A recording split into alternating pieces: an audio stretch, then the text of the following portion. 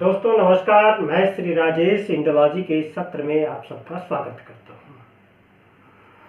आज हम बात करेंगे दुनिया में चल रहे दो बड़े युद्धों के बारे में, एक रूस और यूक्रेन का और दूसरा इजराइल ईरान का। चूंकि जियोपॉलिटिक्स के लिहाज से ये दो बड़े वार वर्तमान में चल रहे हैं और इन दोनों के हवाले से कई सारी अपडेट्स आई हैं। हम उन सब पर चर्चा करेंगे। पहले हम शुरू करते हैं रूस और यूक्रेन के मामले को लेकर। रूस यूक्रेन के नवीनतम जो घटनाक्रम हुए हैं, जिसमें राष्ट्रपति व्लादिमीर पुतिन ने पश्चिमी देशों की कार्रवाई के प्रति चेतावनी दी है। वह कार्रवाई क्या थी? तो दरअसल वह कार्रवाई यह थी कि नाटो यूक्रेन को लंबी दूरी की मिसाइल देने पर चर्चा चल रहा था। यूक्रेन ने नाटो से इसकी अनुमति मांगी थी। तो वहीं दूसरी ओर G7 के देशों ने मिलकर एक ऐसा फैसला लिया है जिससे रूसी राष्ट्रपति पुतिन का तिल मिलाना स्वाभाविक है। यह फैसला जो है यूक्रेन को $50 बिलियन का आर्थिक पैकेज देने को लेकर है।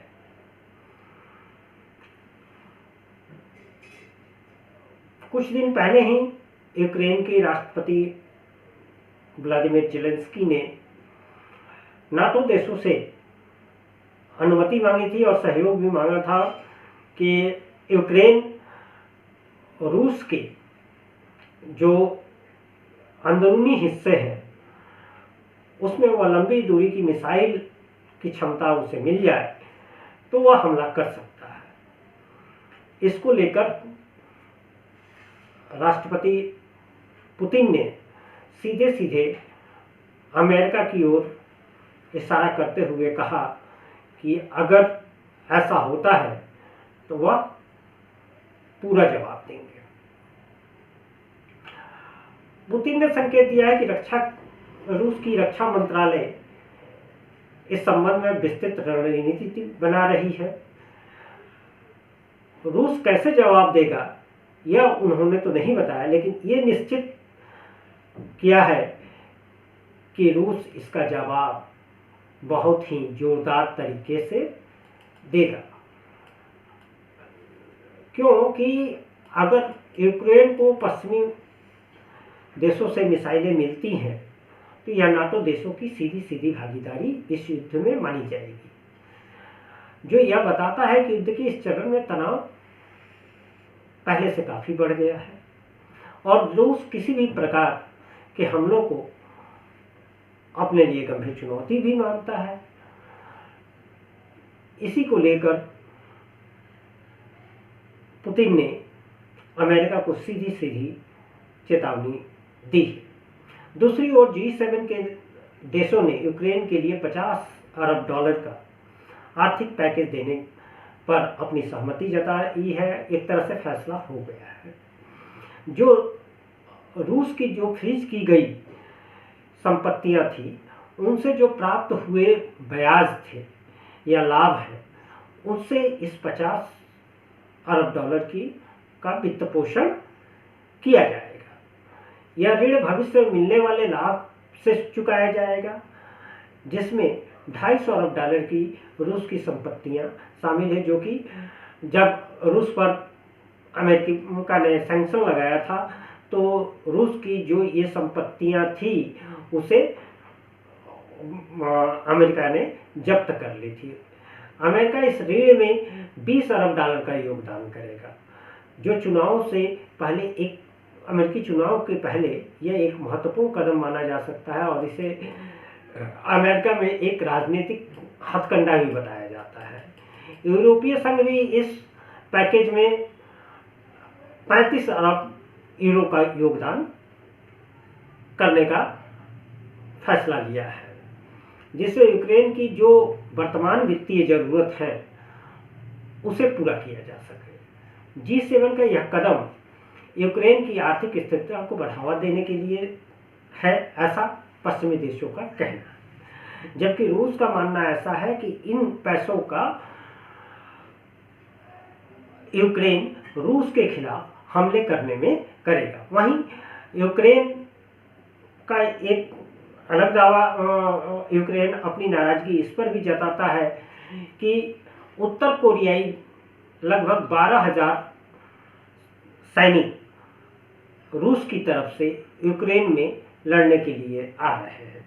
इस बारे में मैंने 3-4 दिन पहले ही एक विस्तृत वीडियो बनाई थी, जिसमें इन 12,000 सैनिकों के बारे में और उत्तर कोरिया और रूस के बीच के संबंधों के बारे में विस्तार से उसमें चर्चा की गई है। अब G7 वाले घटना और फिर लंबी दूरी की मिसाइल वाले मामले को लेकर इन दोनों घटनाओं से साफ हो जाता है कि रूस यूक्रेन युद्ध में न केवल सैन्य तनाव बढ़ रहा है, बल्कि आर्थिक मोर्चे पर भी महत्वपूर्ण कदम उठाए जा रहे हैं। ये सभी घटनाक्रम वैश्विक राजनीति और सुरक्षा पर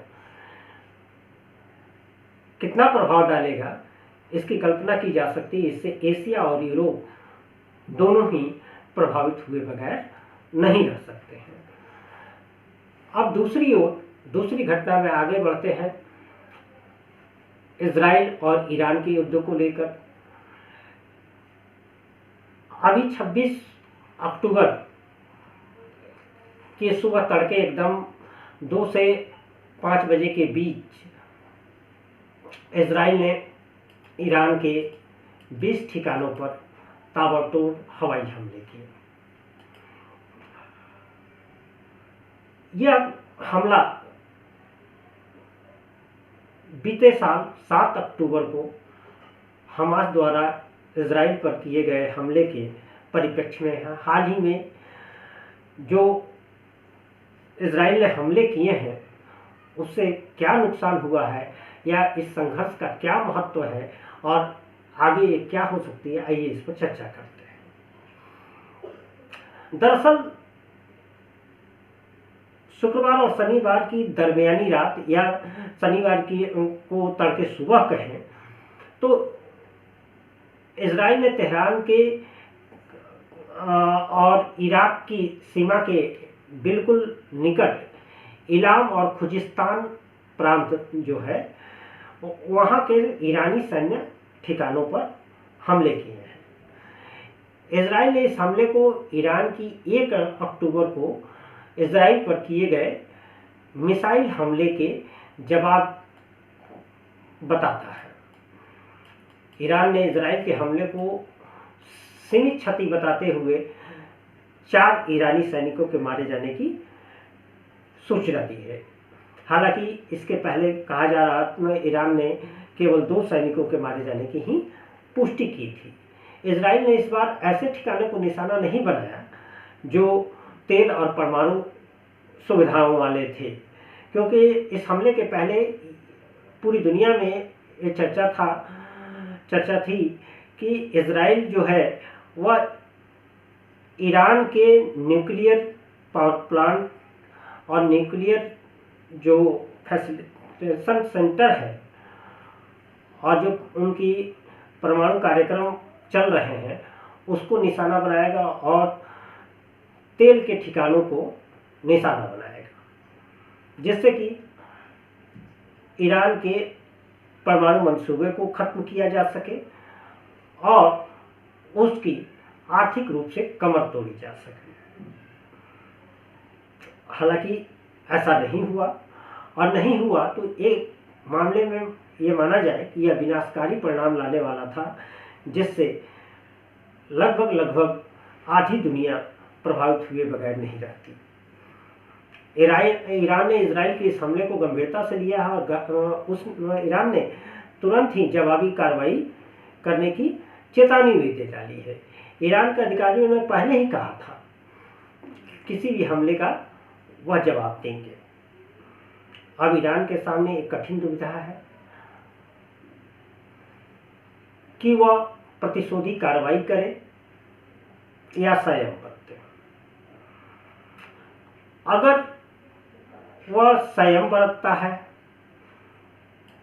तो भी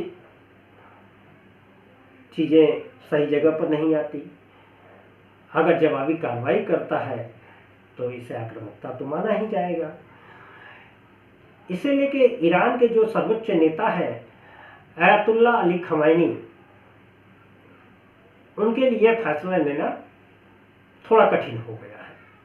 अगर ईरान अपनी आक्रामकता पर नियंत्रण रखता है तो वह कमजोर और डरा हुआ दिखेगा।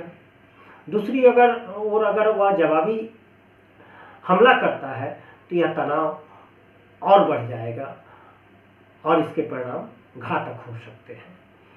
ईरान के खिलाफ इजरायली आक्रमण के बाद वैश्विक स्तर पर कई तरह की प्रतिक्रियाएं आई हैं। ब्रिटेन के प्रधानमंत्री कीर स्टारमर जो है, उन्होंने कहा है कि इजराइल को आत्मरक्षा का अधिकार है और ईरान को संयम बरतना चाहिए। जबकि ईरान के विदेश मंत्रालय का कहना है कि इजराइल की आक्रामकता का जवाब ईरान जरूर देगा। इजराइल के हमले बीतने के जस्ट एक दिन बाद ही ईरान से एक चिंता बढ़ा देने वाली खबर आई है और इस खबर को लेकर तेहरान में हलचल तेज हो गई है। दरअसल बात यह है कि ईरान के सुप्रीमो लीडर अयातुल्ला अली खमैनी, जो लगभग 85 वर्ष के हो चुके हैं, और बताया यह जाता है कि अचानक से उनकी तबीयत बिगड़ गई है। उनके स्वास्थ्य की स्थिति चिंताजनक स्थिति में है। अब इस खबर के अनुसार उनके उत्तराधिकारी की तलाश तेज हो गई है। उनके दूसरे बेटे मुस्तफा खमनेई को सबसे बड़ा दावेदार माना जा रहा है कि उनके उत्तराधिकारी होंगे।